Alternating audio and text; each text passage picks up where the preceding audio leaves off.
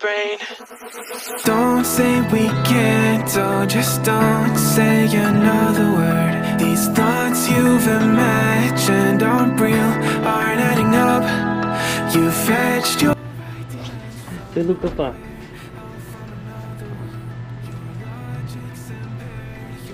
Tulog ka pa. Maaga pa.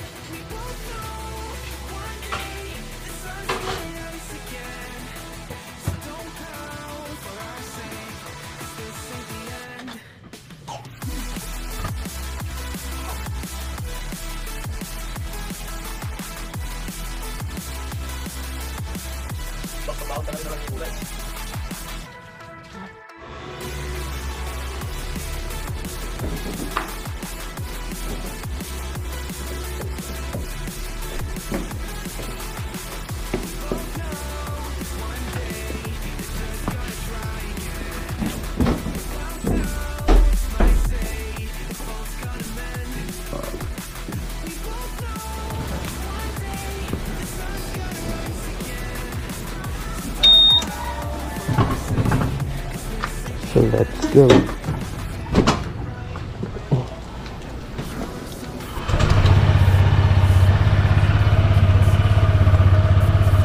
Tayo sa tangalit 5:09 AM. Let's go. Tulak muna natin sila. Hindi pa sila nakakapag-warm up. Kaya natin ito class. Para hindi ko napigil.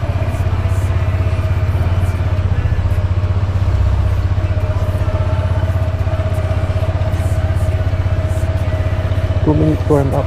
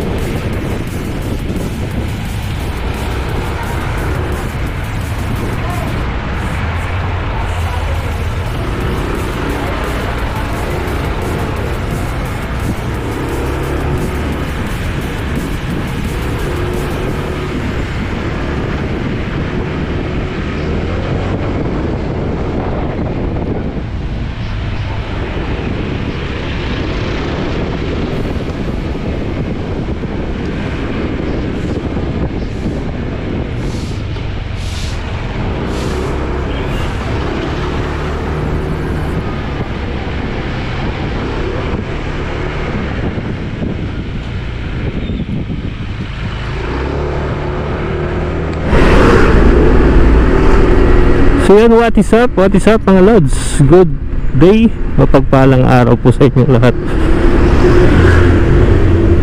So today is March 11, 2024, Monday. Lang, nalaglag yung candy natin. Sayang yung candy. So for today's video, i-challenge ko yung aking sarili. Challenge ng early bird. Kasi nga na minsan na lilate tayo, nalalampas tayo ng 6, kailangan na hindi tayo malampas ng 6 papasok ng trabaho. So i-challenge natin itong video na to for our awareness lang, kasi nga minsan wala tayo sa kondisyon. So i-challenge natin yung sarili natin na hindi malate. So kailangan 5 AM or mas early makaalis tayo sa ating bahay sa tirahan. So tutuloy-tuloy natin to. Day 1 nito ng challenge natin, early bird challenge. So ito, as of 5:16 AM 5:16 AM, napakaaga.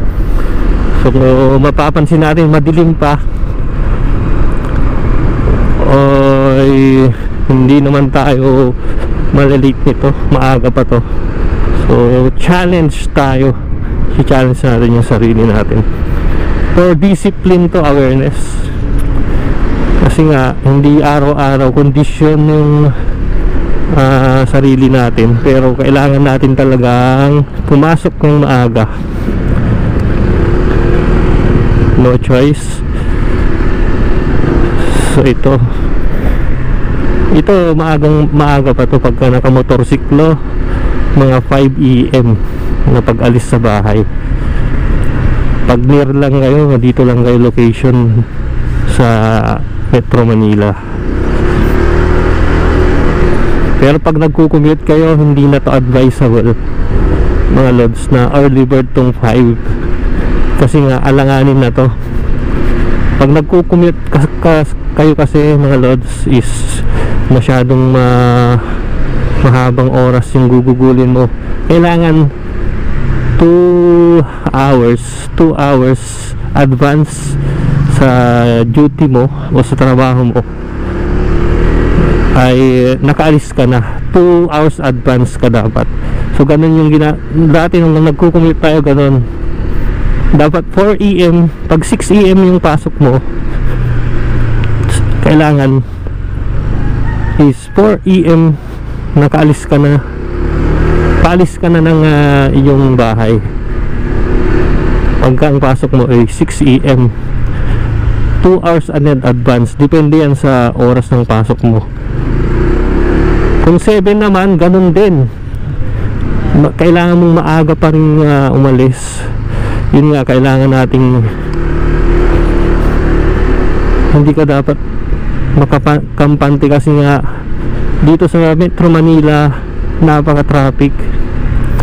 So asahan mo na pagka mga 7 AM ka nga, 7 AM yung pasok mo, maaga ka pa rin, kasi nga pagkatanghali ka na, inabutan ka ng 6 AM sa kalsada, ano na yun, so congested na, medyo traffic na yun, malala na yung traffic, mga lods.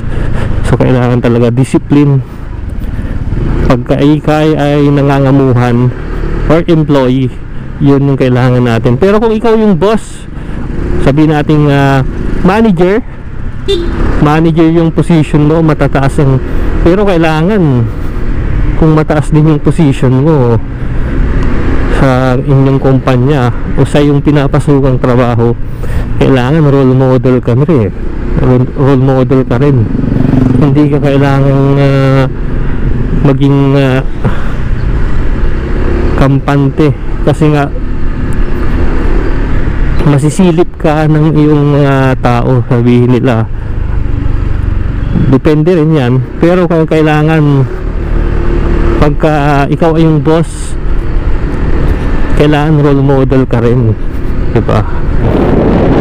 Advance kasi ito itong nasa ADV 160 natin, yung time frame nya, yung pagkaka-adjust is advance ng 2 minutes.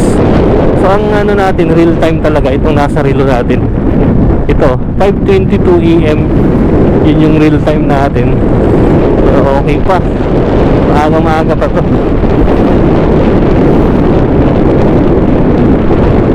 Saan na ba tayo natapos, mga lods?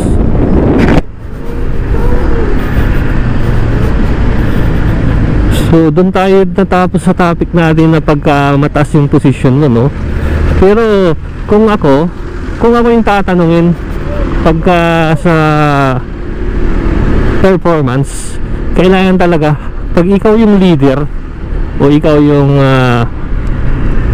higher position, maganda talaga role model ka para walang masilip.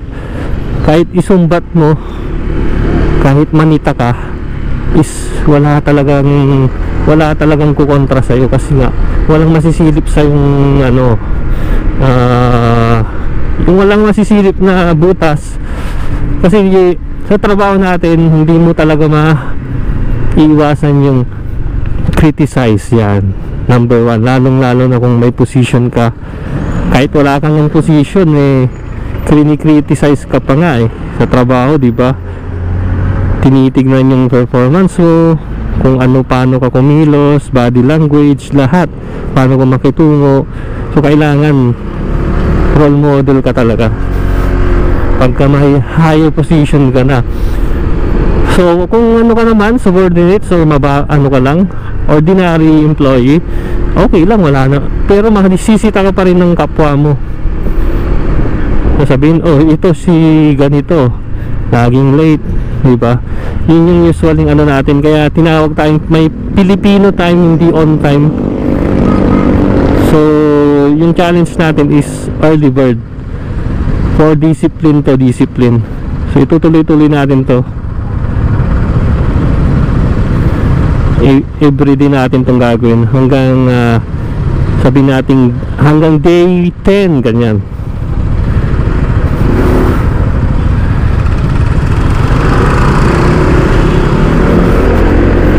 Let's go hanggang day 10, or day 12.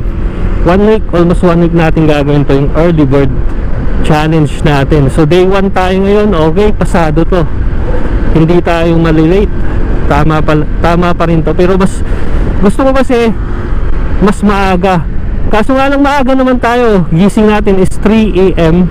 So nag-adjust tayo, gumising na naman tayo. Yun nga, di ba, yung discipline.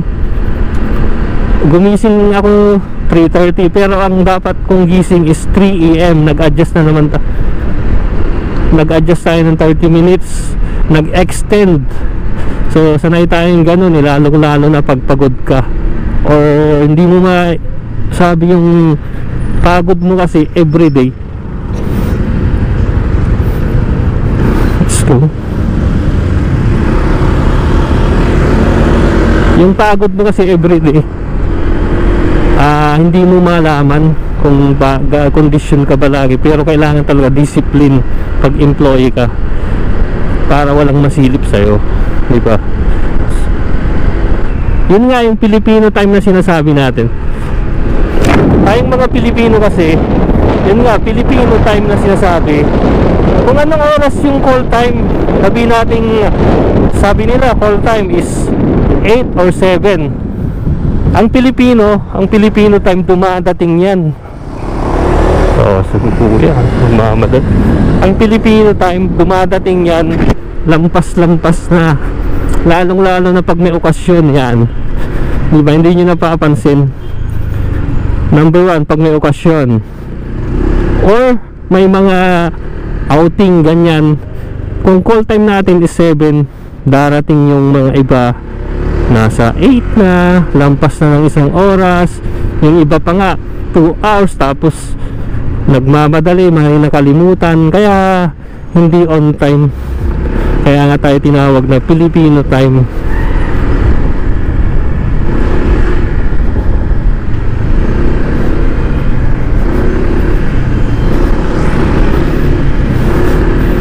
So yun nga.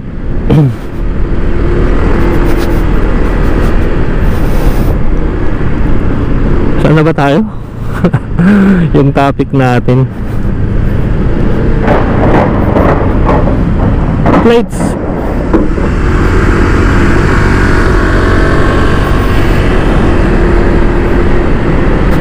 So yun nga yung natin, yung sinasabi natin, pag may okasyon or may outing, hindi talaga tayo on time yung mga Pilipino. Kasi nga lalong-lalo na yung mga malalapit. Napapansin nyo mga lods, kung sino pa yung malapit, sila pa yung laging nalilate. Napansin nyo yun? Kasi nga kampante, complacent, kumbaga lamang di ba, lamang, malapit, kaya gigising ng alanganin. Tapos yung pala hindi niya inaasahan, may aberya yung sinakyan niya. Yung aberya, hindi mo alam kung anong oras darating yan. Yan, nasiraan ng sasakyan, may nakalimutan ka, may nalimutan kang isang importante, una cellphone, charger, ano pa ba, pitaka. Naranasan na natin kasi yan. Experience na natin, based on experience na natin, kasi tao lang tayo, may nakakalimutan minsan, di ba? Huwag na nyo araw-araw may makalimutan ka, iba na yun, di ba? TENGA ka na nun, di ba? Yung minsan lang ba, minsan yung sinasabi natin. Yun, time check tayo, 5:25. Nung okay na to, pasado na to, kumbaga sa grade, kumbaga sa grading system, itong time na to is maaga pa to. Lalong lalo na pag nakamotor ka, maaga pa to. Kasi nga ang nakamotor, mabilis lang tayo maka-access. Pero pag nagkukubit ka, langanin na to, darating ka sa opisina nyo. So yun, stop muna tayo.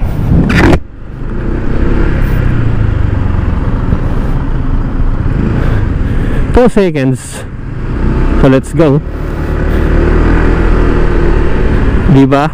So yun lang yung for today's video mga lods. Day 1 natin ng early birds.